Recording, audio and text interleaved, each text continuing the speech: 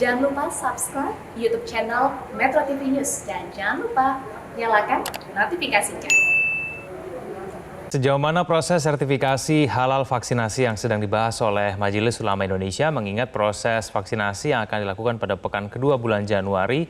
Kita tanyakan langsung kepada Ketua Majelis Ulama Indonesia bidang fatwa dan urusan halal, Asrorun Niam Soleh. Selamat siang, Assalamualaikum Pak Niam. Waalaikumsalam warahmatullahi wabarakatuh. Gimana kabar? Ya. Baik, Pak Niam, ini proses sertifikasi halal sudah sampai di mana, Pak? Ya, sampai menuntaskan auditingnya ya. Jadi di dalam proses sertifikasi halal termasuk sertifikasi halal produk vaksin itu didahului dengan pemeriksaan dokumen dan juga pemeriksaan lapangan atas permohonan yang diajukan. Dan itu sudah tuntas kemarin ya. Sekarang tahapan yang kedua adalah tahapan pelaporan hasil auditing itu ke sidang Komisi Fatwa Majelis Ulama Indonesia. Dan insya Allah setelah penuntasan auditing itu tim melakukan kerja maraton untuk menuju finalisasi guna diselenggarakannya rapat Komisi Fatwa Majelis Ulama Indonesia. Berarti tidak lama lagi Pak Niam, dalam beberapa hari lagi? Atau hari ini mungkin sudah bisa dipastikan? Insya Allah dalam kesempatan pertama begitu tim auditor merampungkan laporan finalnya dan diserahkan ke Komisi Fatwa, maka tidak lebih dari 24 jam akan kita gelar sidang Komisi Fatwa Majelis Ulama Indonesia untuk penelaahan pembahasan aspek syar'inya. Baik, Pak Niam, berarti dipastikan minggu ini sudah selesai, Pak Niam ya? Yang kita bisa merencanakan, tetapi kepastian tentu di tangan Allah Subhanahu Wa Taala ya. Kita jadwalkan memang akhir pekan atau awal pekan depan. Baik, Pak Niam, ini pertimbangan dalam kemudian menentukan sertifikasi halal ini apa saja sebetulnya? Ya, tentu ada aspek ingredient atau komposisi dan juga ada proses produksi ya. Komposisinya apakah menggunakan bahan yang aman dari sisi syar'i atau ada indikasi bahan-bahan yang memiliki titik kritis. Nah, itulah yang menjadi concern di dalam pemeriksaan dan juga auditing. Titik kritis itu artinya bahan yang punya potensi berasal dari barang yang haram dan atau najis serta tidak diperkenankan secara syar'i. Itu dari sisi ingredientnya.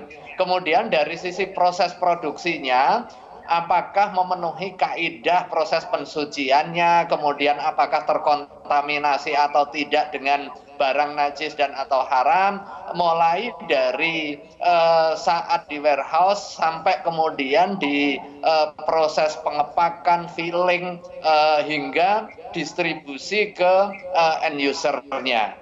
Itulah mengapa vaksin Sinovac yang diajukan sertifikasinya oleh PT Bio Farma itu pemeriksaannya di samping di perusahaan Sinovac di Beijing juga dilakukan pemeriksaan di Bio Farma di Bandung karena Bio Farma Bandung nanti juga memproses untuk kepentingan pooling dan juga filling, pengisian pada saat nanti direncanakan akan hadir 140 juta vaksin Sinovac itu berupa bulky yang kemudian diproses pengisiannya, fillingnya dan juga packagingnya di PT Bio Farma.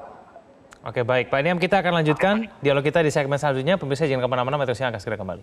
Kembali bersama kami di Metro Siang, kami masih berdialog dengan Ketua Majelis Ulama Indonesia bidang fatwa dan urusan halal, Asrorun Niam Soleh. Pak Niam, tapi kalau sejauh ini dalam proses sertifikasi halalnya, tanda-tandanya seperti apa Pak? Indikasinya seperti apa? Karena kalau nanti ternyata dinyatakan tidak halal, ini tentu saja akan mengganggu proses jadwal vaksinasi yang sudah diumumkan.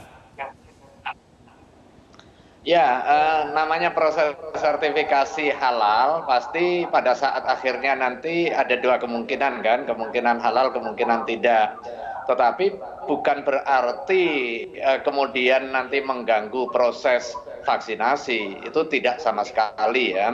Karena pembahasan sertifikasi halal ini lebih kepada kepentingan memberikan jaminan terkait dengan aspek syar'i mengenai komposisi dan juga ingredient. Nah, tahapan yang berikutnya di samping aspek halal atau tidak, kan kemudian aspek boleh atau tidak secara syar'i. Jadi seperti yang kita pahami bersama, tidak semua yang halal itu kan boleh. Itu terkait dengan keamanan, efekasi, quality dan lain sebagainya. Dan tidak semua yang tidak halal pun juga tidak boleh. Lihat kondisi kemendesakannya, kondisi faktual di tengah masyarakat. Tetapi kita tidak berandai-andai, Mas ya. Kita tunggu saja. Yang pasti proses auditing sudah dilakukan secara tuntas, mulai A sampai Z oleh tim auditor di Majelis Ulama Indonesia. Tahap berikutnya adalah pembahasan aspek syar'i oleh pimpinan dan anggota Komisi Fatwa yang hari ini berjumlah 72 orang dari berbagai latar belakang keilmuan yang beragam.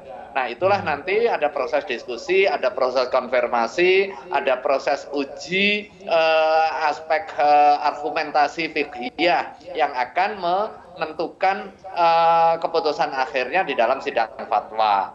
Insya Allah dalam pekan ini, Mas, itu dilaksanakan pembahasannya. Ya, sebelum tanggal 13 Januari begitu ya, sebelum Presiden Joko Widodo divaksin begitu ya, Pak Niam ya? Timelinenya bukan itu, tetapi timelinenya setelah final auditing oleh tim auditor dilaporkan ke Komisi Fatwa. Maka secepat itu pula kita akan laksanakan sidang Komisi Fatwa sebagai wujud tanggung jawab sosial keagamaan kita. Jangan sampai kemudian karena kelambanan kita kemudian juga mendelay pemberian upaya keselamatan kepada masyarakat.